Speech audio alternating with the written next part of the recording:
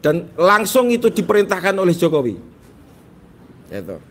Sampai saat ini saya belum bisa berkomunikasi kembali dengan istri saya belum bisa bertemu dengan anak saya yang satu. Ya, saya cerita tadi kejadian waktu saya datang ke lokasi itu. Saya sepanjang jalan diikuti oleh badan-badan tegap gitu. Ya. Saya ditanya, mau kemana Pak? Saya pikir lucu juga, mereka pasti sudah kenal saya toh. Gitu. Masa Bambang Tri kamu nggak tahu wajahnya itu gimana sih? Tapi karena mereka sedang punya tujuan tertentu menanya saya itu, ya saya jawabnya gini, saya mau jalan-jalan Pak. Lo jalan-jalan kau ke sini, lo jalannya memangnya ke situ Pak, gitu. Gitu. Terus diikuti, saya berjalan kira-kira 200 meter terus diikuti. Akhirnya saya bilang, ini Pak saya mau pesan Grab gitu aja. Ya, untung Grabnya bisa masuk betulan sehingga saya bisa segera keluar dari situ. Lah, sopir Grabnya juga cerita, Pak saya kesini agak lama karena dihadang di tengah jalan, ditanya-tanya macam-macam Pak. Loh, saya nggak urusan Pak, saya itu mau ambil penumpang gitu. Ya, terus saya bisa mengevakuasi diri melalui Grab ke hotel bacanya Faith. Ya, ya itu. Nah, sekarang saya di sini ternyata ketemu dengan mereka semua.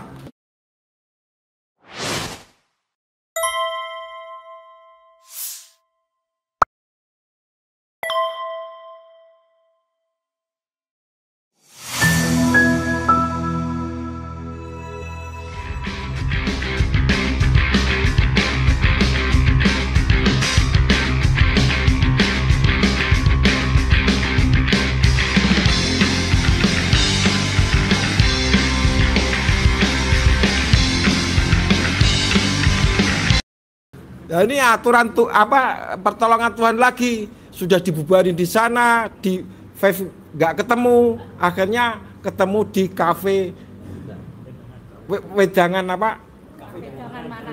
Wedangan Manahan ini ya.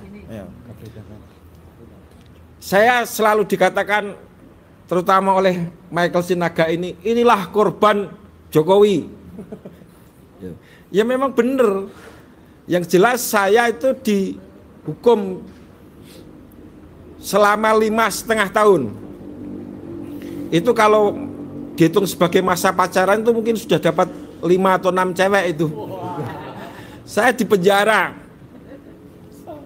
dengan segala, memang kalau secara fisik nggak ada yang menyentuh saya, nggak ada yang menyiksa saya. Tetapi secara psikis saya diperlakukan Jokowi lebih rendah daripada binatang. Saya nggak mau memperinci itu karena itu privasi saya, tapi itu saya alami dan langsung itu diperintahkan oleh Jokowi. Itu. Sampai saat ini saya belum bisa berkomunikasi kembali dengan istri saya belum bisa bertemu dengan anak saya yang satu. Tapi biarlah itu menjadi monumen kekejaman Jokowi terhadap saya. Ya. Tetapi yang lebih penting saat ini yang membuat saya bahagia adalah hampir seluruh rakyat Indonesia itu dalam pikirannya pasti sudah ada kesadaran Jokowi ki jebule ora duwe ijazah tenan to ki itu. Diterjemahkan Pak, ya. Bahasa Indonesia. Ya jebulnya Jokowi itu memang ijazahnya bodong, itu bikinan pramuka. Itu loh. Ini dikatakan orang langsung kepada saya setiap kali saya temui. Gitu.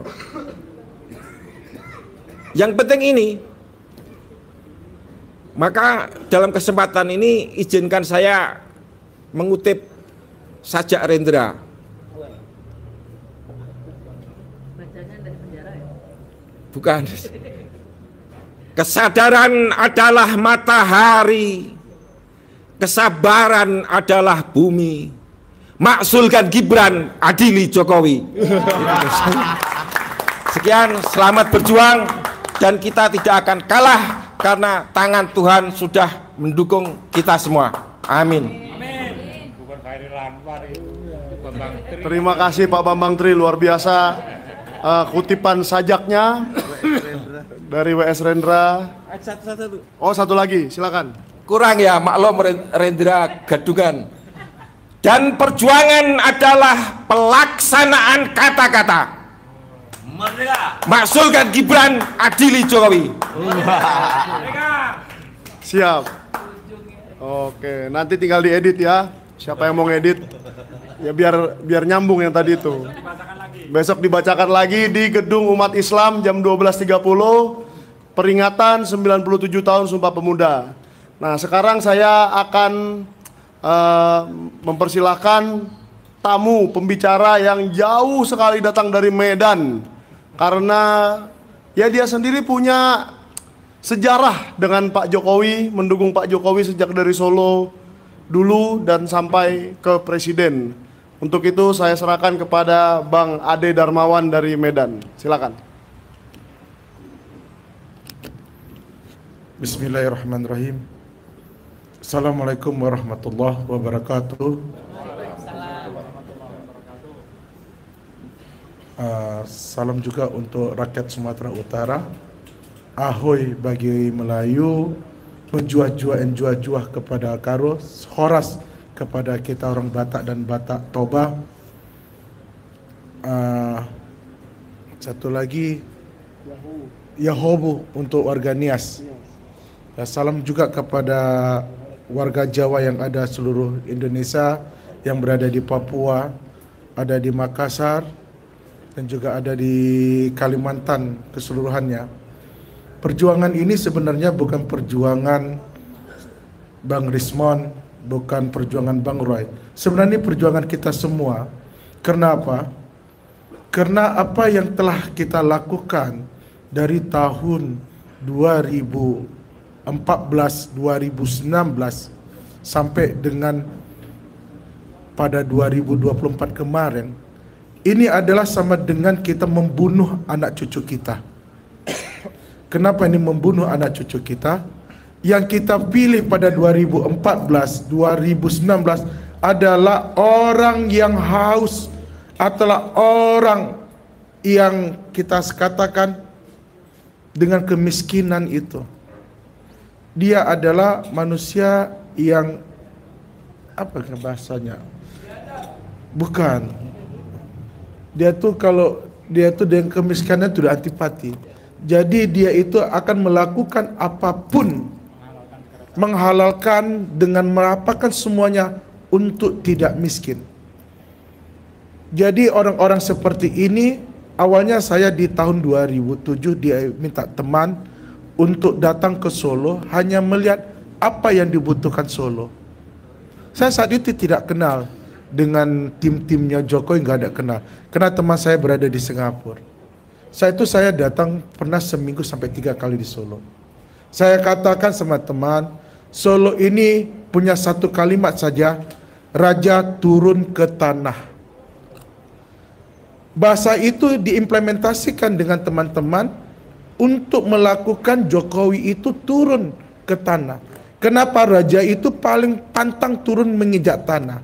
Turun dari kereta kencana, ada namanya permadani yang akan tidak pernah kakinya itu menginjak tanah. Makanya filosofinya raja turun ke tanah, dia lakukan, diimplementasikan dengan teman-teman semua. Dia turun ke gorong-gorong. Selamat Riyadi itu setiap hari itu hampir ada IO, kegiatan-kegiatan. Ya, orang Solo mungkin itu ya. Pada periode dia kedua di Solo, itu IO semuanya. Sampai para di pajak Pasar Klewer itu diundang. Itu bermakna itu raja turun ke tanah. Dan itu dia lakukan, dia berhasil. Kenapa? Keberhasilan dia ini melodramatik. Melodramatik, kita melihat orang miskin, orang sederhana bisa turun yang tidak pernah dilakukan oleh pejabat-pejabat sebelumnya.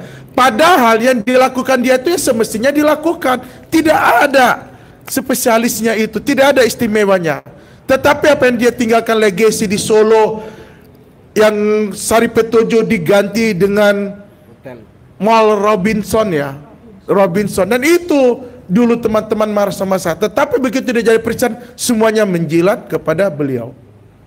Ini yang disebut dengan dendam kemiskinan. Orang yang dendam kepada kemiskinan pantang dan haram kita dukung sebenarnya. Tahun 2000 saya sadar di situ, dan saat itulah saya melawan sehingga saya keluar dari Partai PDI Perjuangan saat itu, mengundurkan diri.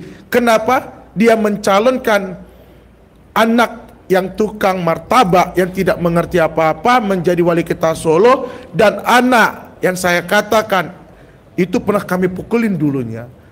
Dia pernah membuat kasus di rumah tante saya, di rumah kakak ipar saya. Itu kejadian nantilah, itu tidak boleh diekspos. Karena kalau saya ekspos dulu kata Pas Pampres 12 pas kepala kau pasti ditembak. Itu nggak apa-apa. Hari ini kita katakan kita tidak boleh lagi. Kenapa? 7 keturunan cucu kita itu berhutang. Tapi yang menikmati siapa? Jokowi, Luhut Binsar Panjaitan. Itu sekarang ketua PSSI.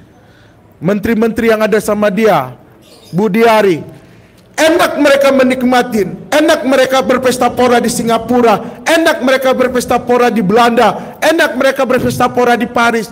Tetapi kita menanggung anak kita, cucu kita akan datang, cicit kita akan datang, mengandung hutang.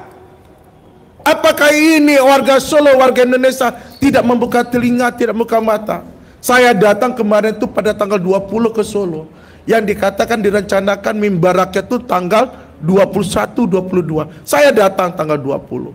Ditunda tanggal 27. Kejadiannya begini juga. Waktu tengah malam saya datang ke tempat acara. Saya lihat ini gak jelas. Kenapa? Orang Solo sebenarnya mesti bangkit, Pak. Aktivis nasionalis mesti bangkit, bersatu. Tidak ada lagi kubu kanan, kubu kiri. Bersatu semuanya lawan. Kenapa? Kebenaran pasti akan menang. Kebenaran akan menuju jalannya sendiri. Tidak ada kebenaran itu akan melenceng kemana saja. Terima kasih kepada teman-teman, baik Bang Rismon, Bang Roy, yang dari hukum terus dari ijazahnya. Kita aktivis dari politik terus menjalankannya, akan bersatu padu. Ingat, 2026 adalah tahun kehancuran mereka. Tahun 2026 adalah tahun kehancuran mereka. Kalau mereka tidak hancur, kitalah yang akan hancur. Cuma 2 pilihannya. 2026 mereka hancur atau kita hancur. Kalau kita hancur, lebih bagus kita korek, kubur sama-sama, tidur aja kita. Indonesia telah dijual, Pak. IKN selaku legasi untuk dia mendapatkan uang triliunan rupiah. IKN itu timah apa semuanya, Blok Medan yang terjadi dia mau tutup semuanya. Kenapa? Karena KPK telah dikebiri, KPK telah dihancurkan, karena KPK sekarang adalah tangan kanannya mereka. Jadi tidak bisa apa-apa lagi KPK. Berteriak pun kita nggak bisa. Jadi kepada siapa kita mengadu? Kepada Tuhan Yang Maha Esa, pakai hukum rimba. Siapa yang kuat, dia menang. Nepal, silahkan Nepal. Revolusi belum pernah selesai, kata Bung Karno. Hari ini revolusi akan kita lakukan. Karena kata Bung Karno, revolusi belum selesai. Dengan cara apapun itu. Ya, kita mulai dari Solo dulu, kita akhiri dari Solo juga. Hari ini perjuangan untuk melawan dia. Dulu saya datang dari Solo untuk membantu dia. Hari ini saya datang berjuang untuk akan menghancurkannya. Terima kasih. Assalamualaikum warahmatullahi wabarakatuh. Mohon maaf untuk rakyat Indonesia. Selama berapa puluh belas tahun saya mendukung beliau, saya mohon maaf. Dan ini mungkin pengganti daripada dosa saya. Karena saya terus berlawan. 2020, dikala tak ada yang berani maju menjadi wali kota Medan, saya katakan saya akan maju. Tetapi ada yang maju, saya akan bantu itu habis-habisan. Kemarin dia calon gubernur, kita habis-habisan juga. Tidak peduli. Kenapa? Harta dari Tuhan semua. Insya Allah kita bergotong royong pasti menang. Gotong royong adalah eka sila kita, ajaran Bung Karno untuk kita laksanakan bersama-sama. Terima kasih. Terima kasih Bang Ade Darmawan, dan sebelum kita ke main course yaitu Bang Rismon dan Pak Roy, ada satu lagi Sri Kandi yang jauh-jauh datang dari Jakarta, selalu membersamai kita, luar biasa. Untuk Kak Mary dari KNPRI kami persilakan. Terima kasih. Sorry. Maaf ya, Bang. Oke. Assalamualaikum warahmatullahi wabarakatuh. Waalaikumsalam warahmatullahi wabarakatuh. Saya pikir kalau saya jauh-jauh dari Jakarta, siap untuk agenda ini. Agenda ini kan belum tentu revolusi dong, betul nggak? Ya. Agenda ini adalah menyuarakan bagaimana perpanjangan tangan kita melalui Bang Rismon, Bang Roy, dan Dr. Tifa yang sudah bicara tentang ijazah luar biasa sampai ke detail-detail.